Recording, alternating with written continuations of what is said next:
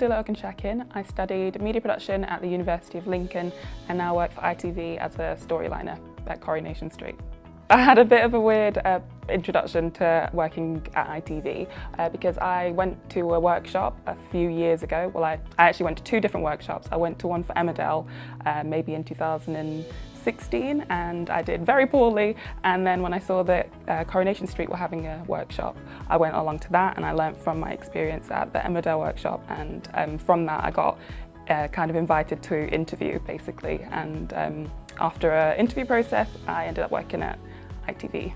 A story conference is a monthly conference that we have with lots of different people in the editorial team. So the script writers, lots of different people in the team, the producers, all come together and discuss lots of different pitches, and then the producer will decide which pitches he wants to do, and then the bosses in my team then distribute those storylines amongst the team, and we go away and we talk about them. It's literally called a talk through, and then one person in that group, sometimes two, depending on how big the story is, will then go away and write that story. At the moment, one of the things I enjoy the most is just the creativity. I really like being able to be creative. I've worked in lots of different areas of the media, and I didn't ever think I'd get to work in a industry where I'd be writing. I thought I don't really know where I thought I'd end up, but getting to write things, even though we know what we'll be writing based on the pitch or based on what we've discussed with the group, I really like the freedom of once it's your story, you can just write whatever you want really. So from my media production degree, there's quite a bit that was relevant because we had a few different modules and then we specialised. So in my degree in my third year, I specialised in multi-camera production. So as part of that, I took on the role of scriptwriter, and it really taught me a lot. Obviously I had to write a script. I'm always learning basically. Creative Access have been really good. I found them a few years ago and I applied for a job for a role as a trainee researcher for CBBC, and from that role, like while I was there, it was a year, and I moved across different departments. I learned a lot within CBBC, short form, interactive and social media teams and web and apps, and Creative Access also supported all of us interns while we were there. So they provided workshops on camera and shooting, and workshops on like networking and anything that you could think of kind of that would be helpful. It kind of reminded me of my university experience because I had a lot more support than because I had actually worked at BBC separately to Creative Access before, and it was an amazing experience working with BBC with Creative Access, just because I found that it was just great to have not only the support but also a group of people who were going through the same thing as me. So we built great communities together, and I'm still in touch with a few people from the course or from the internships in different places. So advice I would give to someone at university now who's keen on getting into the industry is just to soak up as much as you can while you're at university. So I remember when I was at uni, there were all of these opportunities like for volunteering.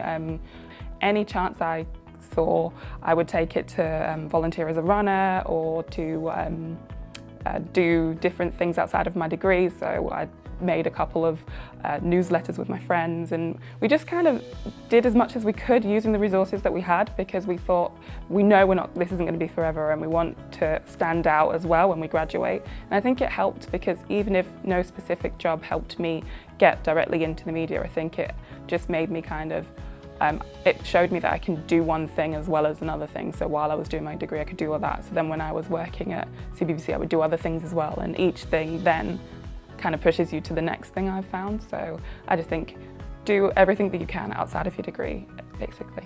I found the industry, as much as it can be challenging, very welcoming. So I feel like once you find your way in, you can ask people for advice, and then you tend to, if you find the right people, you tend to get really good advice that's really helpful.